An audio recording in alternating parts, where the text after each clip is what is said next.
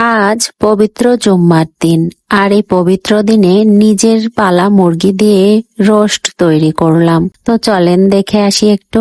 এই তো আমার ব্রয়লার মুরগির পিস গুলো, কিছু লেগ পিস রয়েছে আর কিছু লেগ পিসের ওপরের অংশ রয়েছে, সেগুলোকে কাঁটা চামচ দিয়ে সুন্দরভাবে কেচে নিচ্ছি। তারপরে মরিচ গুঁড়ো, হলুদ গুঁড়ো, লবণ সবকিছু দিয়ে সুন্দরভাবে ম্যারিনেট করে নিব।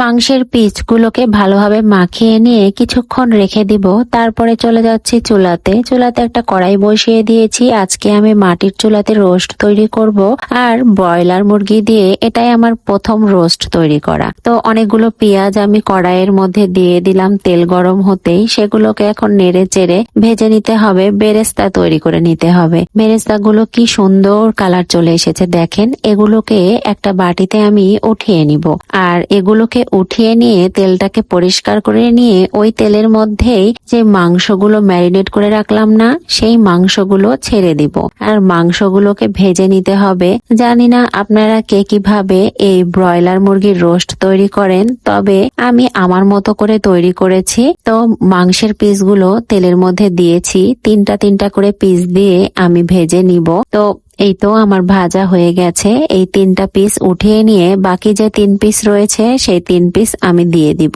আমার এই বাড়িতে পালা ব্রয়লার মুরগিটা প্রায় 3.5 কেজির মতো ওজন হয়েছিল। মুরগিগুলোর সর্দি লেগে গিয়েছিল, তাই মুরগিগুলোকে জবাই করে ফেলেছি, যাতে মুরগিগুলো নষ্ট হয়ে না যায়, ক্ষতি যাতে না হয়, সেই জন্য আগে থেকে জবাই করে নেয়া, যাতে আমরা খেতে পারি। পরের 3টা মাংস আমার ভাজা হয়ে গেছে।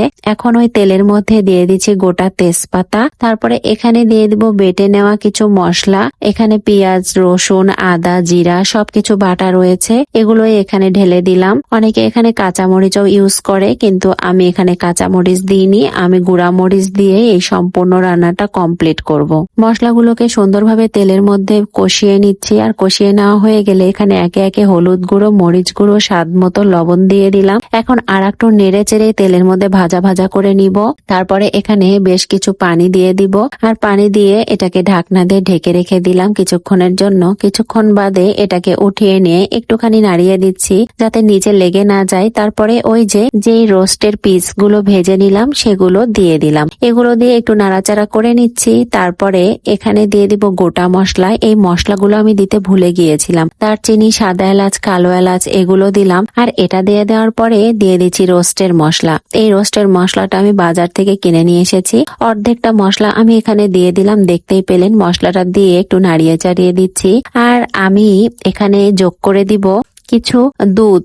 দই থাকলে ভালো হতো, আমার কাছে দই ছিল না, তাই ইনস্ট্যান্ট দই বানিয়ে নিয়েছি। গুঁড়ো দুধের মধ্যে কিছুটা ভিনেগার দিয়ে এটাকে ইনস্ট্যান্ট দই বানিয়ে নিয়ে দিয়ে দিলাম রোস্টের মধ্যে, আর কিছুটা চিনি দিয়ে দিলাম, আর দিয়ে দিলাম পেঁয়াজ বেরেস্তা দিয়ে ঢেকে দিচ্ছি। কিছুক্ষণ পরে এই ঢাকনাটা তোলার পর দেখেন কি কালার চলে এসেছে। যেহেতু বাতাস হচ্ছিল, প্রচুর ধোঁয়া হচ্ছিল, বাতাসে ধোঁয়াগুলো চতুর্দিকে ছড়িয়ে যাচ্ছিল। তারপরে আবার ঢাকনা দিয়ে ঢেকে দিলাম, আর এই তো তরকারিটা আমার হয়ে গেছে। এখন বাটিতে ঢেলে নিচ্ছি। মনে হয় ঝোলটা একটু বেশি হয়ে গেছে, ঝোল না হলে আবার খেতে ভালো লাগবে না। নিজের রেসিপিতে তৈরি করে নিলাম ব্রয়লার মুরগির রোস্ট। তো এই তো ছিল আমার আজকের ভিডিও। দেখা হয়ে যাবে অন্য কোনো ভিডিও নিয়ে। সে পর্যন্ত সবাই ভালো থাকবেন, সুস্থ থাকবেন। আল্লাহ হাফেজ। আসসালামু আলাইকুম।